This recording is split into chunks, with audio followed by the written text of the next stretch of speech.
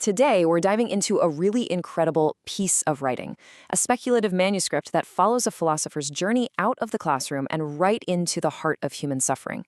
And along the way, it asks some of the toughest questions you can imagine about reality, the self, and what love truly is. Right from the start, the manuscript just hits you with this. The real problem is force. It's not some abstract concept or a philosophical puzzle. No, it's a stark, simple declaration of fact. And it sets the tone for everything that's about to come. This is the lens we'll be looking through for this entire journey. And so we begin the first leg of the journey. This is all about that brutal confrontation with the truth. That traditional philosophy, with all its beautiful arguments and theories, just completely falls apart when it comes up against the raw reality of force. This slide just captures the author's crisis perfectly. I mean, think about it. In the safety of a classroom, you can debate Plato's ideas of justice. But in a factory, the only reality is hunger. You can talk about Descartes' I think, therefore I am, but when you're working, the only certainty is an exhaustion so deep it makes thinking impossible. The author realized that academic philosophy, spoken from a place of safety, is basically a lie. So what does she do? She undertakes this incredibly deliberate journey. She actually leaves teaching, convinced that her words are just hollow. She goes to work in a factory to feel firsthand how force can just reduce a person to a machine. And then she goes to the Spanish Civil War, only to find that even so-called just violence corrupts absolutely everyone it touches. It's a total immersion in what it feels like to be powerless.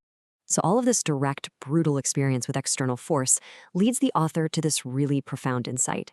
Maybe the problem isn't just the world out there. Maybe the real problem is the very I that feels all this suffering. And this brings us to the central concept of the whole manuscript: decreation. Now, this isn't about destroying yourself through some act of will. I mean, the ego can't destroy the ego, right? Decreation is about seeing through the illusion. It's about recognizing that this self that we protect so fiercely was maybe never real to begin with.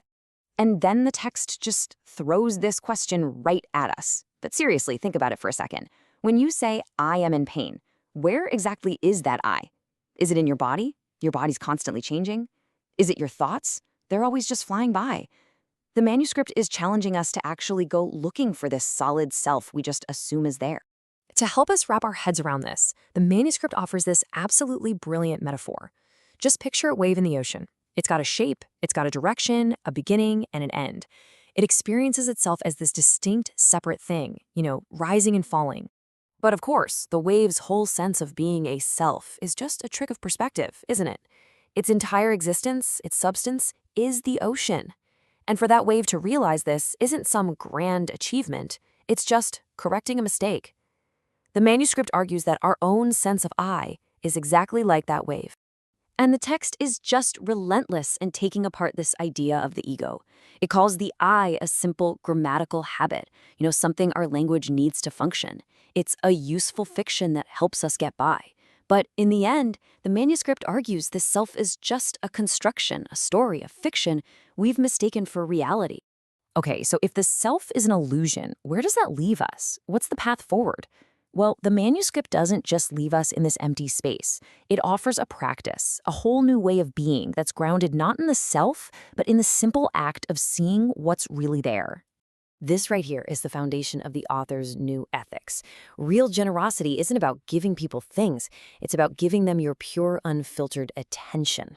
It's the act of letting someone or something just exist in its own reality without you constantly filtering it through your own needs, your judgments, or your desires.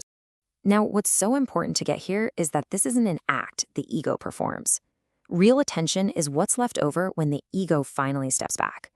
It's seeing a tree as just a tree, not as potential firewood or something to give you shade. And this state of pure seeing, the text argues, creates an empty space. And it's through that empty space that real, unconditional love can finally flow. And this is really the alternative, isn't it? Without this kind of attention, we're not actually interacting with the world at all. We're interacting with our ideas about the world. We are literally absent from our own lives, just constantly curating a dream, trying to arrange reality to make it comfortable, instead of actually experiencing it as it is. This brings us to the final, and let me tell you, the most radical section of the manuscript. After deconstructing the self and giving us the practice of attention, the author arrives at this just breathtakingly difficult conclusion. The real spiritual goal is to embrace reality in its totality. To even begin to understand this, you have to get this crucial distinction the author makes.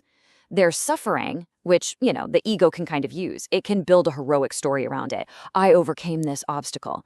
But then there's affliction.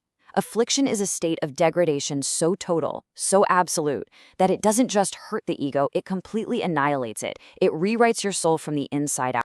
For the author, this cry from the cross is the ultimate expression of affliction. It's not a moment of doubt. The text argues this is the moment where God experiences the absolute absence of God. And this is the only theology the text claims that doesn't insult the experience of people who have been completely and utterly broken by the world. And this all leads to the ultimate, almost impossible claim. The highest spiritual act isn't to fight reality, or to fix it, or to escape it. It's to consent to it. To say yes to the world exactly as it is, including its beauty, its indifference, and all of its horror. So what in the world is this kind of love? Well, it's not an emotion.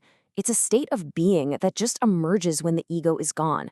It loves without any cause or condition, simply because that is its nature. Kind of like how the sun shines on everyone and everything equally.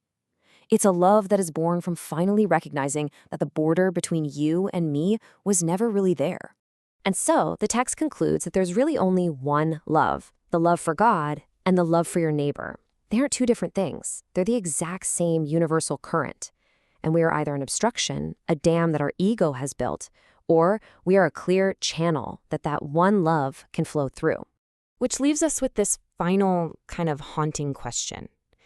If the I, the part of us that feels and desires and claims to own love, is an illusion, then what is it that's left to do the loving? The manuscript seems to suggest the answer isn't a person at all, but reality loving itself through us. And that is a thought to carry with you.